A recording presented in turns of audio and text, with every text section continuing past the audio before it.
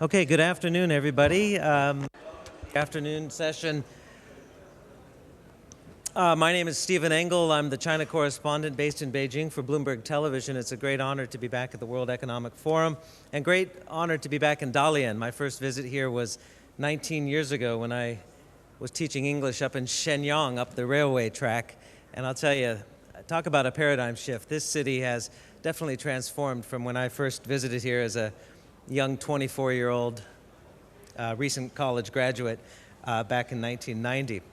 Our topic today, obviously, is at the center of what I've been reporting on for the greater part of the last year here in China, and obviously on Bloomberg Television, and that is financing global growth. Is it time for a new paradigm? Obviously, last year at WEF, Tianjin was at the height of the meltdown, if you will, when Lehman Brothers went under and the other banks suffered severe losses and bankruptcy, and everyone was predicting doomsday scenarios.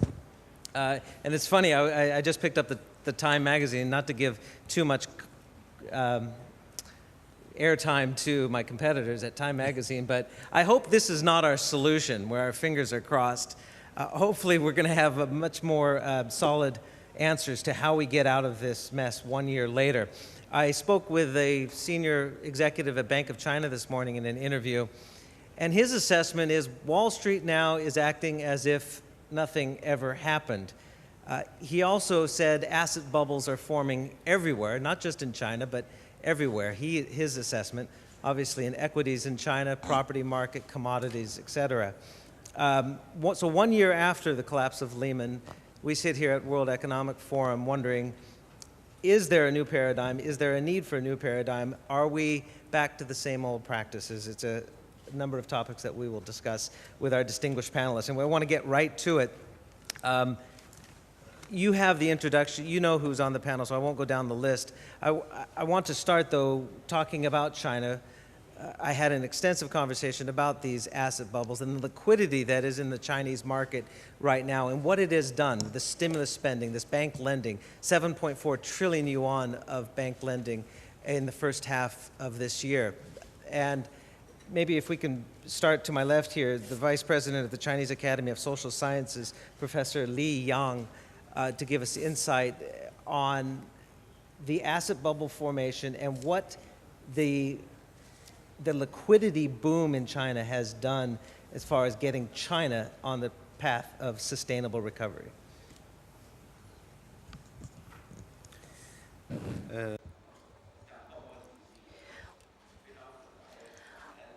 As a matter of fact, asset bubble is a very difficult question to address. We know that the global financial crisis originated in the US was caused by bubbles. The financial crisis has also caused a major impact on the real economy. We have made a lot of loans available, provided extra money. However, if these measures fail to generate an impact on the real economy, the impact will be found on the asset market. It is against this background we need to discuss bubbles. What shall we do then to deal with this issue? We've been discussing this issue for the past 3 decades in the academic circle. All monetary authorities in the world are asked the same question, which is whether the monetary authorities should take actions to address this issue. There has been various opinions. However, this time, with this financial crisis and after years of discussion and debate, it seems now we believe it is ineffective to have direct intervention on the market. It is more effective to regulate the balance sheet of the institutions participating in this market. The hardest lesson we have learned from this crisis is to avoid over-leverage, and to discourage excessive speculation. Monetary authorities and regulators from around the world have taken note of the fact that it is very important to understand the investment behavior of the market players from their balance of sheet instead of the outcome of their investment. The late economist Friedman said that he had not seen anybody more careful using others' money than using his own money. So I think we need to pay more attention to the balance sheet of the market participants instead of direct intervention of the markets. Before we come back to the West, maybe if I could go to Levin Zhu, who China International Capital Corp, and pick up on that. Would you say regulators here in China are in a very interesting situation right now? They want to stimulate growth, obviously, have no room necessarily to raise interest rates right now, but you have, as what we've already seen, asset bubbles forming in the stock market. It's come off a little bit, but at one point it had doubled from the November lows, and property prices have rebounded, commodities have rebounded. What's the new paradigm here in China as far as what regulators need to do to stimulate growth, but at the same time also contain asset price inflation? 这个确实也是一个 As Professor Li mentioned just now, this is a very difficult issue. On the one hand, it is widely believed that we need growth. But while we can sustain production volume within a short period of time, we're not certain whether we can have real benefit in the long run. So if we shirked from structural reform and focused merely on boosting production for the short term, then we would have future problems. When it comes to asset bubbles, I think it is directly related to the supply of money. In China, the individuals have a limited investment options. So with abundant money supply, it's really hard to balance investment for growth and inflation. I agree with Mr. Li, both in the institutional community and when it comes to individuals. We need to have a more definite or more clear regulatory framework. For instance, it seems that people want to own a property. It's pretty natural, but the per capita living space in China is already 30 square meters.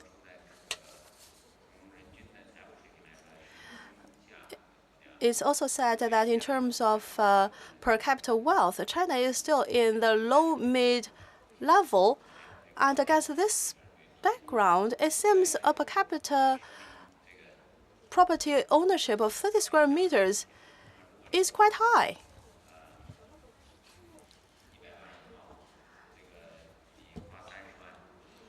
Say apartment valued at 1 million RMB yuan.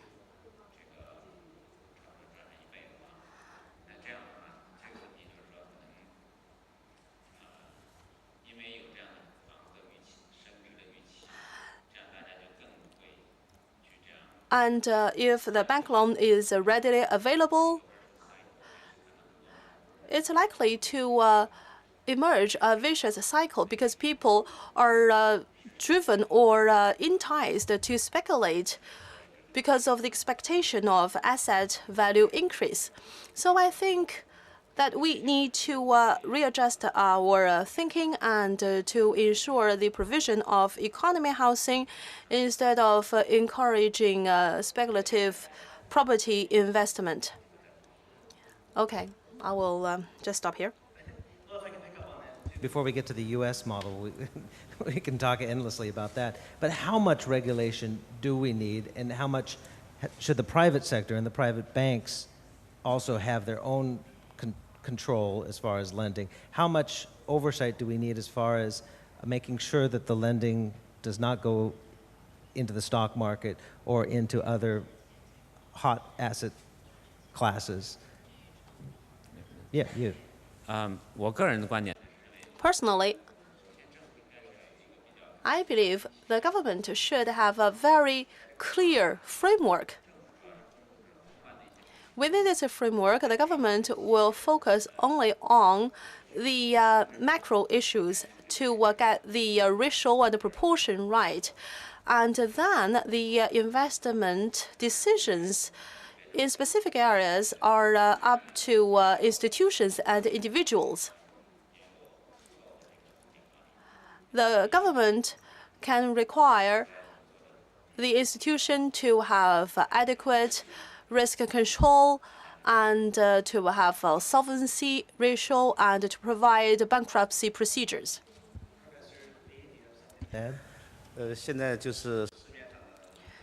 At present, there are many stories.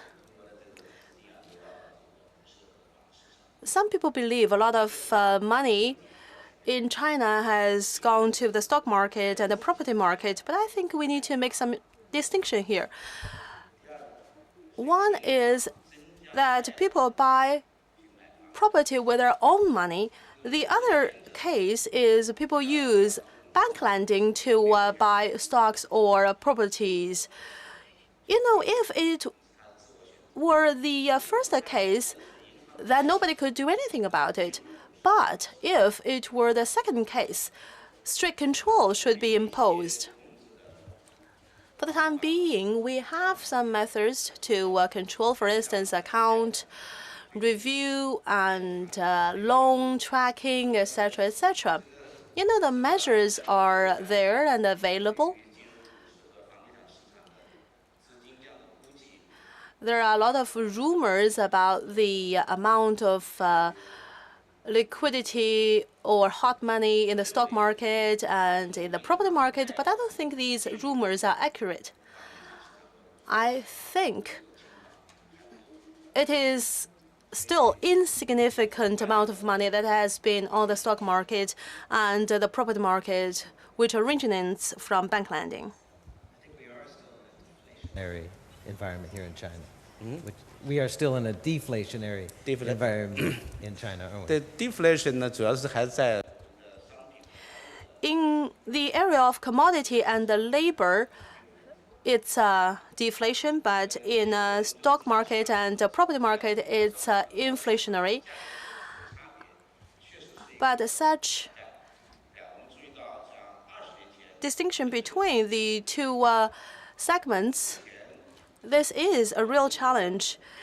Decades ago, the Japanese government was faced with this challenge, and Europe and the US were faced with similar challenges, and China has been grappling with such challenge for a period of time.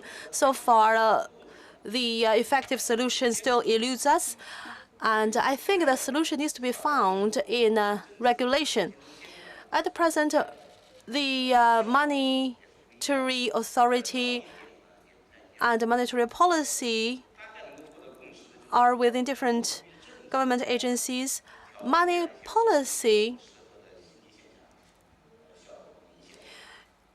has been proven ineffective to regulate this, and I think we need to have better regulation to address this issue. Currently, there is global debate on prudent macro regulation. There are a large number of indices and indicators, and sometime later I will come to Dalian to discuss with the WEF experts to talk about the applicability of these indicators in China. But it seems that the increase of provision issue or other measures are no longer effective. We need to pay more attention to macro-prudent regulation. In the past, the regulation was kind of micro, but now we advocate for our macro-level prudent regulation. So instead of looking at individuals or individual institutions, we need to have a big picture. Of NYSE Euronext, where do you weigh in on increased regulation, laissez-faire from the government? I mean, there's more regulation of hedge funds, more regulation of the commercial paper market, which is pretty much unregulated as well, which helped lead to the Lehman collapse. What's your view? What is the new paradigm that's needed? Thank you. It'll be interesting to see if one size fits all, because I don't think that as you look around the world and what's happening in China, or as we were discussing before in the Gulf and in other parts of the world, one size necessarily does fit all, but clearly one of the concerns among certainly major government leaders, and they've discussed it as recently as the G20 meeting just last weekend, is trying to ensure that the arbitrage that allowed people to navigate around whatever regulation there was is minimized, and that therefore the opportunity to find ways to circumvent whatever is considered to be prudent regulation is avoided. I think the way we look at it is in some ways analogous to the early 1930s in the US and the period of the New Deal under FDR. And if you look at what governments are talking about around the world, this is the earthquake that the economies have just been through, and I'm not sure that it's quite over yet, as causing a lot of questions to be asked and the view to be taken, well, it can't be back to business as usual. We won't allow it to be back to business as usual because we're going to try and make sure that a very, very long time indeed passes before something like this can ever happen to the world and to its peoples again. It's much more complicated this time because it was hard enough for FDR to push through the New Deal in 1930s federal state America. Even today, I was listening last night to President Obama's speech on healthcare reform. Yeah. Heck, 100 years, 90 years later, he's not having a much easier time pushing through healthcare reform, and that's just the US. So just imagine how more complicated it is for our governments to try and think about, for Europe, for China, for the US, a common platform and a common set of rules. I think it's important, though, for that platform to be adopted. I think it will get a lot closer than in past cycles because I hear a lot of determination in governments to achieve that. What lessons have we learned, 1 year on from Lehman? I mean, I'm just looking at some of these comments that I brought up from the Bloomberg terminal. Joe Stiglitz, the economist, he says, wrong lessons learned from Lehman episode. We have 1 year later, policymakers haven't learned the lesson of that particular bankruptcy. Have we learned, or is it still too early? Yeah, if you want to continue. I think it really is too early to say. The debate is, it is only 1 year on. If you look at my FDR analogy, and I like it because I think it's a very relevant one, it took 8 years for the various building blocks of that govern the US financial system for the last 80 years to be put in place, whether it's the Federal Reserve System, the SEC, the home loan banks, and so on. It's, as I commented earlier, it's more complicated this time. I hope it won't get caught up with, shall we say, populist politics, because I think it's too important for that to happen. I think we all see that there's an awful lot of newsprint and copy at the moment about the whole topic of bonus capping and bankers being paid too much.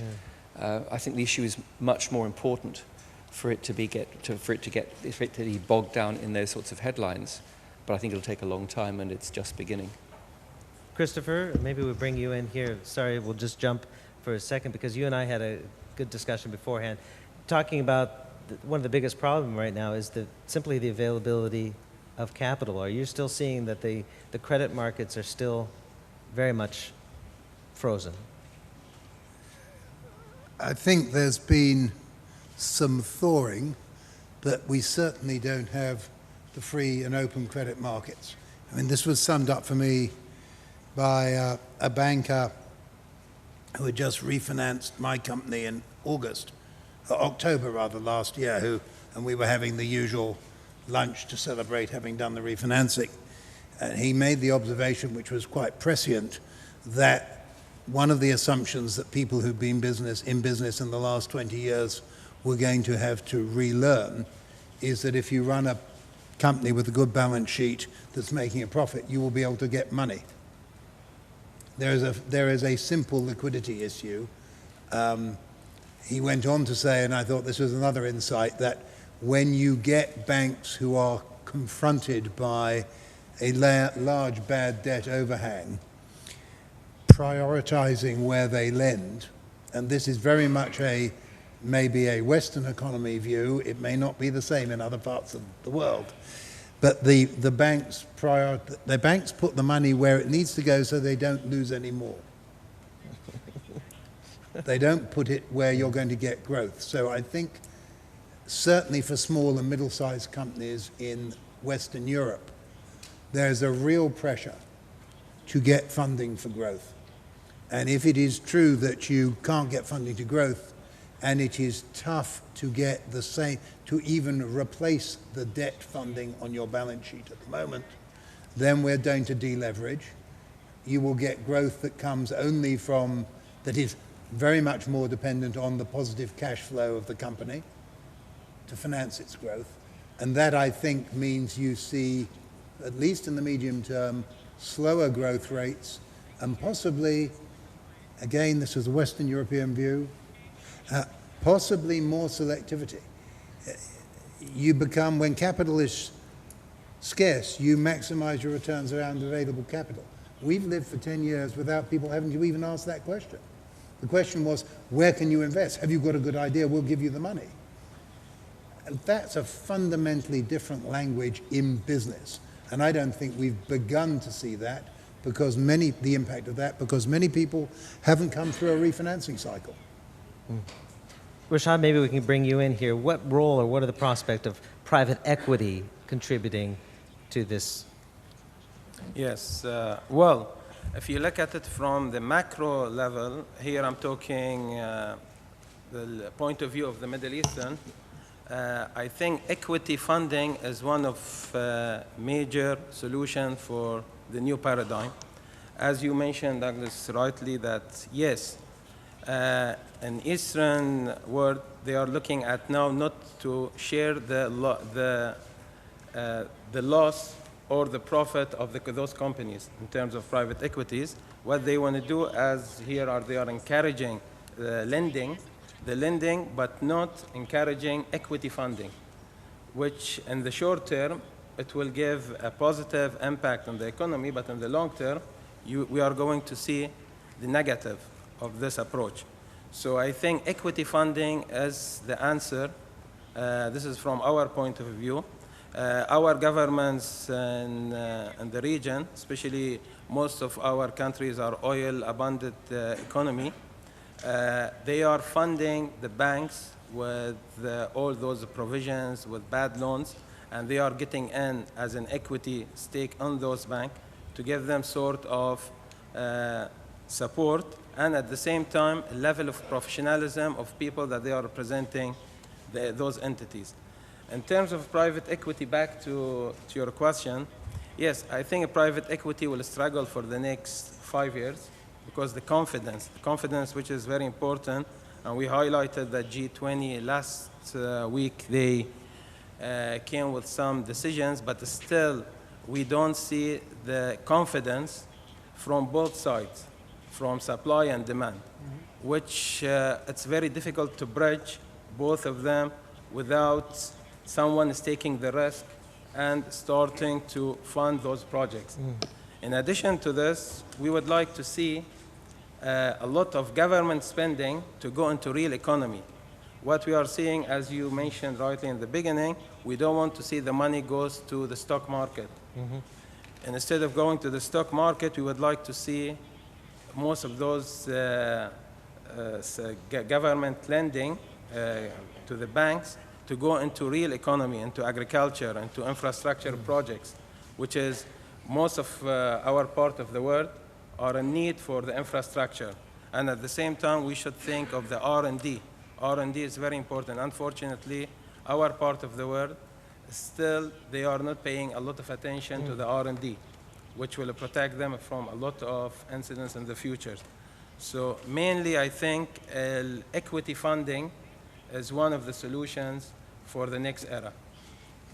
Minister Plata, maybe from the Colombian perspective and the government perspective, obviously stimulus has been a key part of the global recovery as well.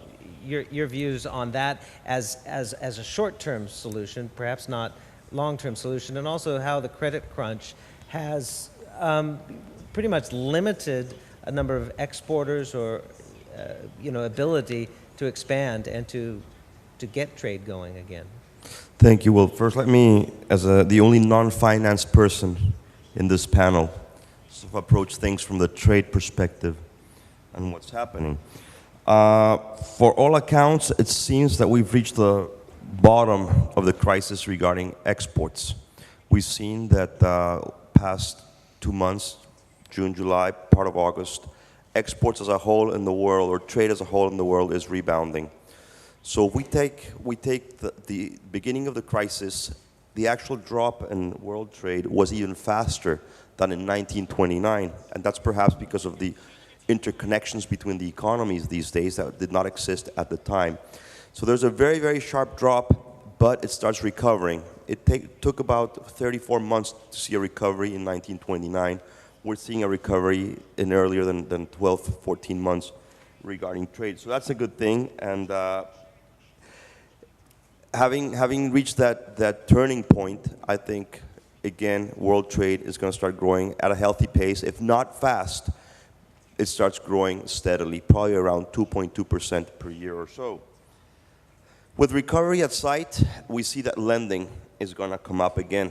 For the most part, actual access to capital was not the biggest problem, or at least not in our country, but it could have been in other parts of the world. But again, as you see more trade developing, more orders taking place, then obviously that's going to be accompanied by more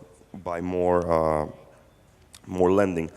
Also, balance sheets are recovering, and that's a good thing.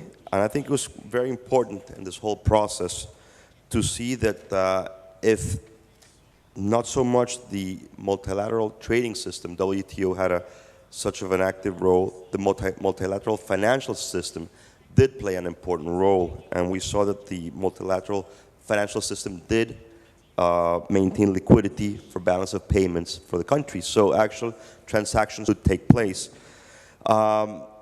That's important to take into consideration. Now, talking about WTO and the multilateral trading system, we're still concerned that we're stagnant. I don't think there were many breakthroughs in the past G20 meeting a few days ago. We're still waiting to see what the U.S. trade policy is going to be like. I mean, what's the leadership, the role that the U.S. is going to play in the multilateral trading system. However, I do see one positive trend. There was a lot of protectionist rumors at the beginning of the year and last year. Countries saying, "Well, buy Colombian, buy American, buy Peruvian, buy French, buy British," and I have heard less of that recently. I think we've gone over that hump, which is, I think, it's an important thing, because these protectionist policies, when you say buy Colombian or buy Chinese or buy Japanese or buy this and that, that's all wonderful when it's one country doing it. But when every country thinks alike, and everybody starts saying, well, I'll buy my own stuff, then eventually what we do is we make the crisis much, much deeper, much, much more difficult to come out of it. Because obviously what we do is restrict trade overall because nobody in the system works alone. So when you say buy Colombian, there's another 20 countries that are saying the same. And if that happens, obviously, it's going to hurt the trading system worldwide. So I think we've gone over that hump. Things are recovering. I see things much more positively. I think credit played a big role. And of course, as things evolve, it's going to play an important role as companies will borrow more and be more lending and more consumption, of course. But we should be aware that things are not all that positive at WTO and that we need to have a breakthrough in Doha round, hopefully this year, which seems quite unlikely, but at least for 2010. Right. I guess the latest word is that the deadlock of 14 months has been unblocked, if you will, and that they're back to the negotiating table. But this has been fits and starts for 8 years with the Doha round. You're encouraged that perhaps something can be done by the end of next year? And what would that mean for getting the global economy back on track? Well, there's rumors that things may pick up. There's going to be a ministerial meeting soon. I understand it's going to be more on administrative issues than actual negotiations. But we hope we take the dynamism in the Doha round. Also, something negative which has happened recently, and we felt, is that since Doha was not advancing as fast as we wanted it to advance, many countries decided to engage in bilateral negotiations and free trade agreements from country to country. However, some countries, and especially the European Union, has been conditioning the closing of those bilateral negotiations on closing certain chapters of the Doha round in the multilateral field. And of course, conditioning the closing of a bilateral negotiation, which is supposed to go further and faster than Doha, to the actual closure of Doha or chapters within the Doha round, make things more difficult. I think at this point what we need is to move fast to stimulate trade, and in turn that trade will stimulate growth and stimulate lending, and it all works together. Okay.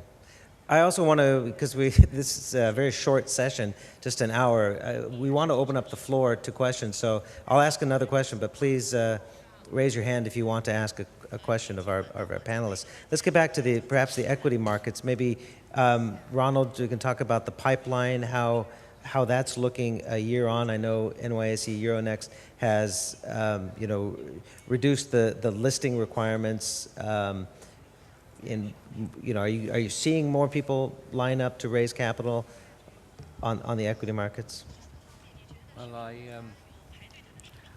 I thank Rashad for his comment about how equity is going to be an important component in the new paradigm in the next cycle.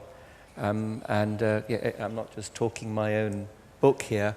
I generally believe that's the case, because if you take a look at the sources of capital in the last cycle and ask yourself the question, are they still going to be there? And are they still going to be there in the same quantity and on the same terms next year and the year after? I think the answer is clearly going to be absolutely not. And you don't have to think very much to recognize whether it's leveraged lending on covenant-light loan basis, hedge funds providing capital at the edge of the balance sheet, or similar, to recognize that something's going to have to fill that vacuum. And I think good old-fashioned equity capital is going to be a big part of it. And yes, Stephen, we are seeing the markets come back. It's interesting, though, is certainly I wouldn't say that new capital being raised in the IPO market is back to the robust blue sky days of a couple of years ago, but certainly starting in the spring and carrying on through the year, we are seeing the pipeline growing.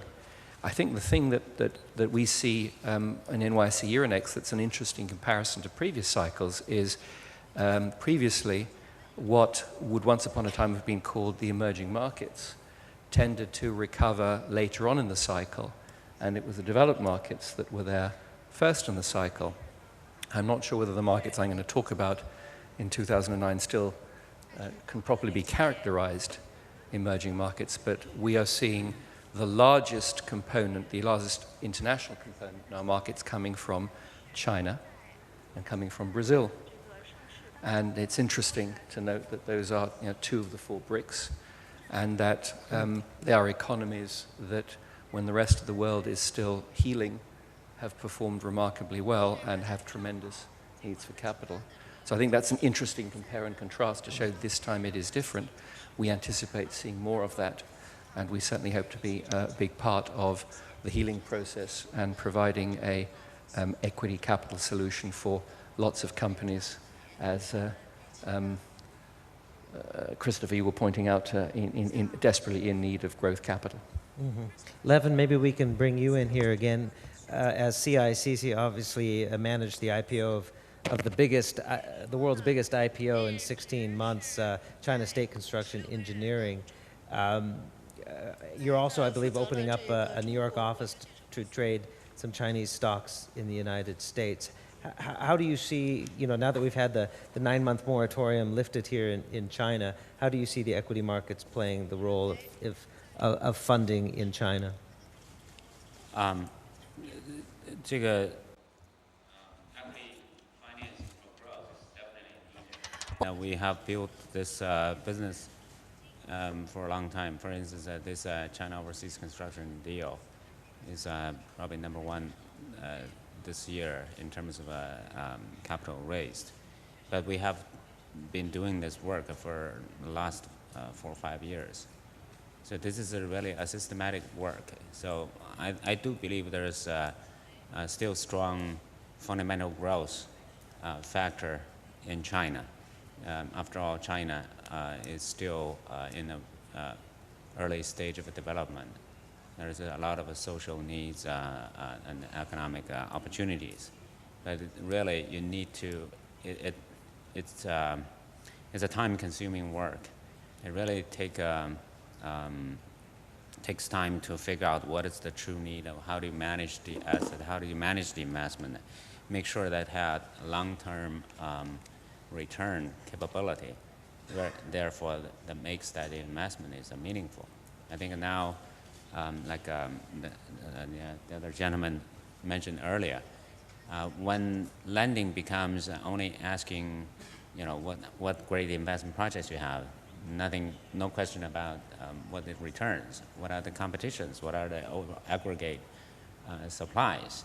If you forget all about these, then you are easily running into overcapacity, waste of investment, loss of principles. So I think to answer your question, yes, I think equity definitely is needed for longer-term growth. It's just market need more discipline. Right. Yes. Chris, I think you had touched on that a little bit in our conversation about, just how to best target the best return with the scarcity of capital right now. And that's the challenge of many companies right now. Yes, but that's, essentially, I think a banker would say that's a boardroom challenge. The company has to sort that one out and then make its pitch. But it is a quite substantial change in the way you run the company, I think, in most cases. What I find interesting listening to this discussion is that it's sort of, one view is that it bodes quite well for the evening out of the balance between the US and European economies, dominant part in the world, because both on a government balance sheet perspective, from taxation perspective, from a bank balance sheet perspective, we have got an enormous great beast, nut that we have to swallow. And when you start to think about it, I mean, you move your marginal tax rates, you reduce the liquidity, you depress your population. It's quite pleasant coming to Dalian and finding a different perspective. And I think on a global scale, it bodes very well for some of the markets that have long been called developing markets, and we may look back and see that this was an accelerator in terms of the relative rate of growth. Mm-hmm. Do you think your model of short-term, small amounts of lending, consumer lending, is a model that's scalable, that can perhaps be... Well, I mean, yes, I mean, just the audience won't know. I mean, we're like Avon, except we have women handing out small loans to women, not handing out lipstick, but, we lend $200 to $1,000. Yes, it's a very extendable model. At a lower level, Grameen, the Grameen model has been doing that for some time. Sure. It's absolutely a way to come in below mainstream banks, and when you have the kind of crunch you've had now, mainstream banks tend to withdraw from that market. So in a competitive sense, it's a very good time to be there. What I always like to remember is that although I'm a marketeer by background, I've always thought that one of the great lies that goes around is that it's difficult to lend money. It's not difficult to lend money. There are hundreds of people who will take it from you. What's quite testing is lending it to people who will give it you back. Yeah. And yeah, there you go. Rashad, are you having difficulty raising the funds for your various projects? You have Fashion City. You're building a city, I believe, of name brands here in China. You're considering investing in an airline. How are you finding the lending environment? For us, mainly the way we are structuring our products, that it's around 80% equity and 20% as debt, mezzanine financing. So from the equity side, we see, yes, there is a sort of slowdown from the investors' appetite because of the confidence, but still the projects that it makes sense, still we find for sophisticated investors already they are welcoming those products. And yes, we are facing some difficulties, but still it's not that difficult. Like 4 months back, we raised around $120 million for one of our projects. And yes, it took, instead of taking 1 month, it took us 3 months, but still we reached to that point. This is in general about the aspects of the market. Levin, if I can come back to you again, how's your risk appetite right now? There's been talk of an IPO as well, and also maybe some acquisitions in the brokerage space. Is CICC too dependent right now on equity underwriting? Sorry? How would you classify your risk appetite as far as yourself even going to the IPO market? And Ourself is really the financial professional intermediary. You know, we do the necessary planning, structuring, understanding of the market and the client business. So I think we're more or less in really just the professional engineering type of service. Mm-hmm. Okay. Questions here, down here in the front row.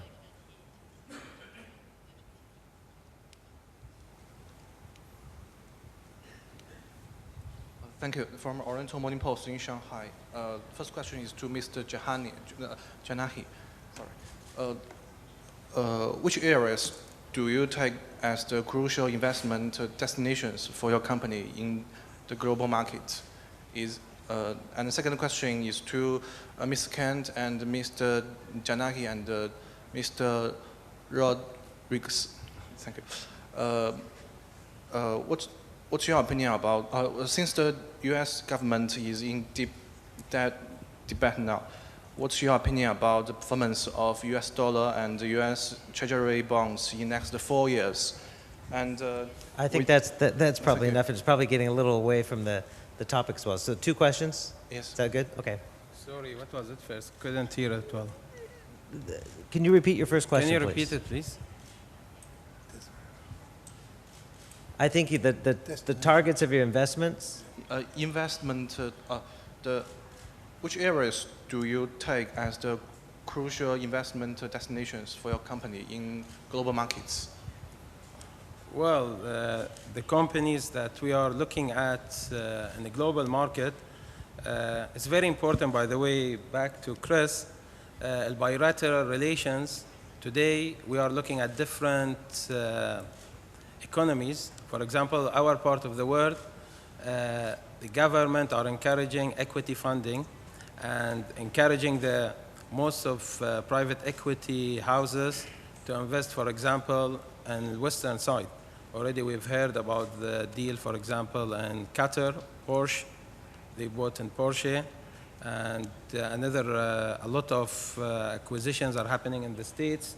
Yes, the valuation is very attractive, and at the same time, there is a liquidity, which is, it should be sort of a global economy should work together. With regards in our radar, we are looking at America, we are looking at Asia.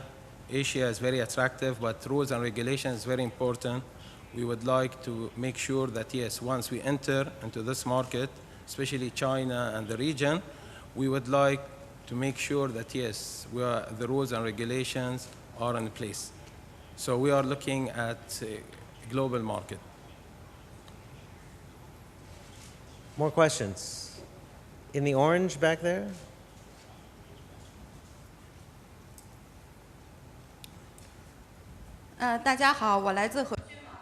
Good afternoon, everyone. I'm from HeXinNet. I have two questions. The first question is for Professor Li.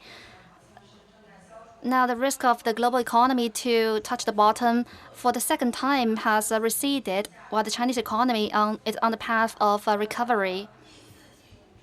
In the fourth quarter of this year, do you think China is going to change its ease monetary policy? Is China going to raise the bank reserve rate? My second question is for Levin Zhu. In your work, do you think private companies are starting to go out of the difficulties? Is this the case that the state is pressing ahead while the private sector is withdrawing? With respect to your first question, the judgment of the overall situation, I think that most people believe that the trend of the downward trend of the crisis has been arrested, but people have different opinions regarding whether the world has embarked on the path of recovery. My personal view is that the downward trend has been stopped, but it's gonna stay in the doldrum for quite some time because we have not found an effective way to stimulate the growth of the Chinese economy as well as the global economy. We have not found new components of growth. Based on this judgment, my answer to your question is quite simple. Regarding the policy, because policies change in accordance with situation. Before G20 summit, a lot of media friends were discussing that this summit was going to focus on the transformation in macro policy, but then we realized that in this summit, it was stated that stimulating macroeconomic and fiscal policies are going to be maintained. These policies are based on the judgment of a macroeconomic situation. I don't see a very high possibility of massive adjustment to China's macro policy in the second half of this year. However, fine-tuning is going to happen. Fine-tuning happened in the past. Before I came to this session, I was asked by journalists regarding the issue of interest rate. I said that, well, you can look at China's interest rate in the first 8 months of this year, during which interest rate was kept stable. But when we talk about interest rate, we only look at the maximum level of the borrowing rate as well as the minimal level of lending rate. However, there are various types of interest rate. For instance, the interbank lending rate as well as the discount rate. There were changes or even tremendous changes in these rates. If we look at the official interest rate, there is a benchmark rate as well as a range of fluctuation. If you want to see the trend of China's interest rate, you need to see the choice of commercial banks within this range. As you can see, starting in August, the commercial banks chose to reduce the interest rate to the lower part of this range and then recovered a little bit. All these factors are going to have impact on individuals as well as companies. Based on this, my sense is that without major incidents in the Chinese economy, there won't be major changes in China's macro policy in the second half of this year. Well, I want to add a few things. First, I agree with Mr. Li in his judgment. Against the backdrop of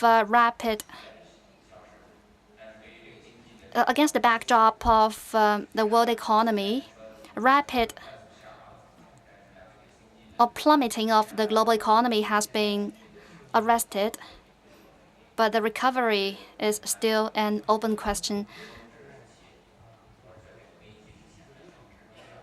If we compare the current level of the global economy with the period when the global economy peaked, there's still a huge difference. It takes some time to fully recover to the level before the crisis. There are various issues in various industries which call for solutions. It is imperative to find a balance point in these industries. That was about the economy. And the other issue was about private companies.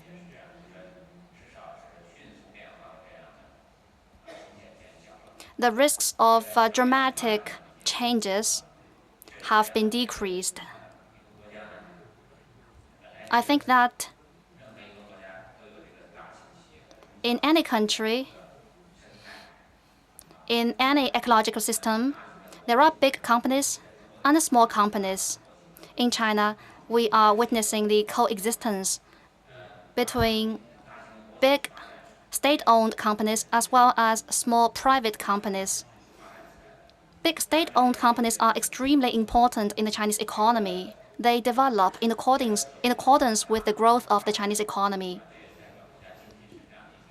Being big is not a bad thing because it is a reflection of its own strength.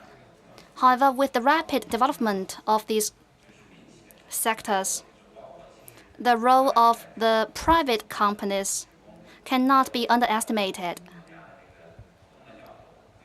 If we look from the perspective of shareholders of state-owned enterprises, when the company becomes too big, we are faced with the question that whether we need to give more return to our shareholders and whether we need to raise efficiency in the operation or enhance the salary of employees, because these companies are witnessing a growth rate of over 20%, while the compensation of their employees only grew at a rate of less than 10%.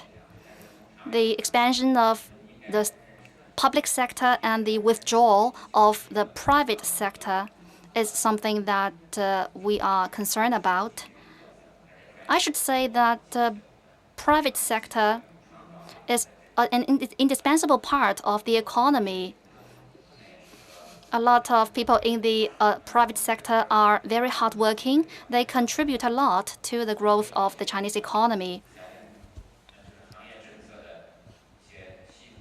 Of course, there are issues such as industry policy formulation and adjustment, the issue of taxation and compensation, as well as monopoly in some industries and the barriers in some industries.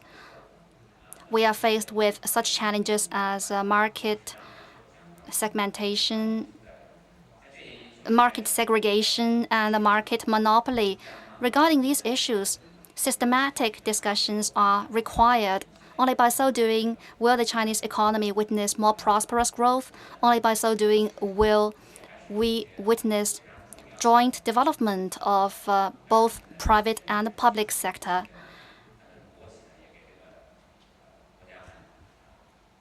I should say that state-owned enterprises also play a fundamental role in the economy. This should not be underestimated. There,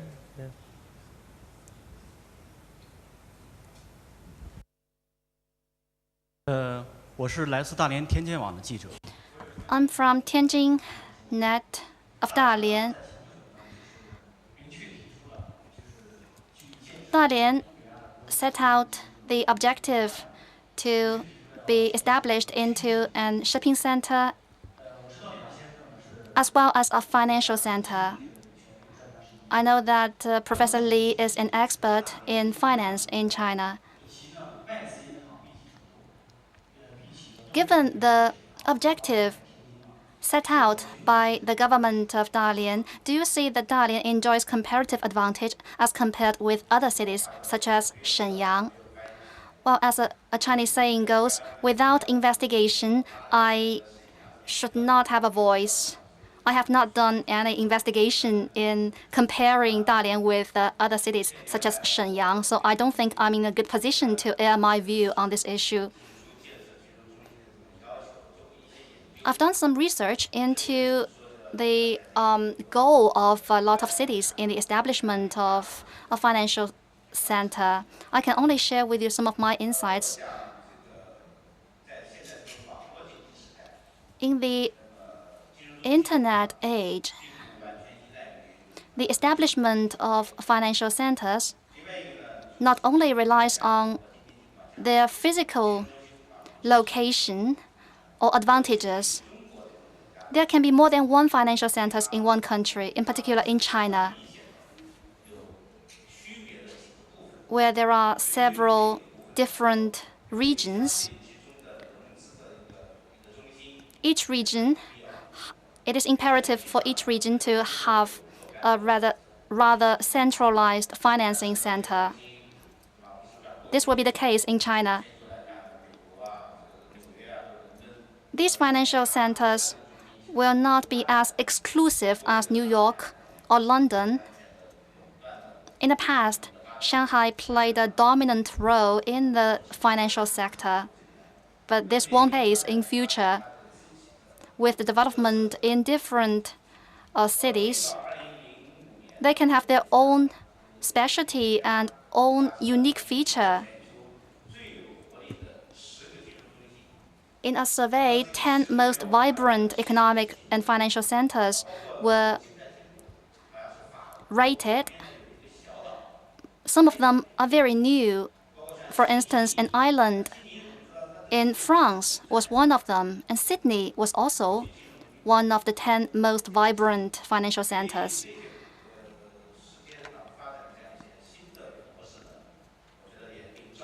I think that these new growth models can demonstrate the fact that as long as we are special, we can become a financial center. Just now you said Dalian is to be built into a shipping center and a logistics center.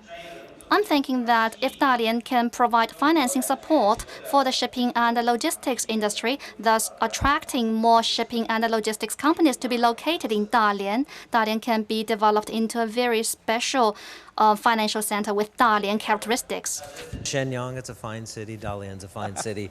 A little bit off topic. So quickly, though, let's just go down the line because I want to give everyone a chance of last comments, and we are over time. But keep your answers to about a minute. Where are we going to be a year from now? We're talking about is it now a time for a new paradigm? What are we going to be talking about at the WEF next year? Hopefully we'll be talking about the closure of the Doha round.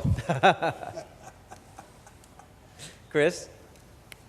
I think we'll still be talking about where growth comes from, and I think we'll probably realize that more of it is still coming from the developing world, and we will have realized that the real economy impacts of the recession are still being worked through the Western and US economies. We haven't seen it. We've seen the financial sector. We haven't seen the real economy impact. L-shaped for this year and next year? Well, I've heard it, everyone's doing L's and W's, and because someone said to me, have you tried drawing an inverted square root sign? And actually, you have to do it, but it looks quite good. I mean, it's up, down, and then, dead flat. It's what most people have said. We're not going straight up on the growth curve. We'll get out of the problem of liquidity and global finance, and then we'll get into, in many parts of the world, a different kind of growth pattern, one which requires you to have returns, not just ideas. And that's probably not a bad thing. I think we'll go back to People are asking about the new normal. I think the new normal is old banking. You look people in the eyes, you think, can they pay you back? Those sort of things will come back into vogue. Yes, I think it's going to be healthy to see next year a bit flat, same as this year, because otherwise, if you're going to see a big jump in the long run, it will affect negative on the economies. From my point of view, I think next year we're going to talk about funding more, global funding, and at the same time there will be more with regards investing in real economy for most of the countries over the world. Levin? Never thought of the prediction. I thought it's impossible. So I guess. Okay, don't predict. How about speculate? That is not a forbidden. I mean, it's not a. Anyway, I think probably we're still economy is still adjusting, but finding more and more potential opportunities. Okay. But maybe in the sense we have also dealing with some form of some sort of inflation. Inflation. Yeah, inflation. Well, it's effective inflation. Yeah. Ron? I think we'll be talking about finally starting to pay back the bills after the end of the stimulus packages that have kept us afloat the last couple of years. And I think, as has been touched on in some of the comments, that is a huge millstone around a number of important economies in the world for a number of years to come. So I think that's going to be a very important theme. I see that as a World Economic Forum title next year for the panel. And I think the other thing that we'll talk about is perhaps there'll be a little bit more visibility, Stephen, on the question you asked me to speculate about, which is the shape of the financial reforms that governments are going to, I hope, agree upon with a common platform and not going their own way. Hopefully we'll have a clearer picture in a year from now, or even sooner. And Professor Lee? 我觉得 In my opinion,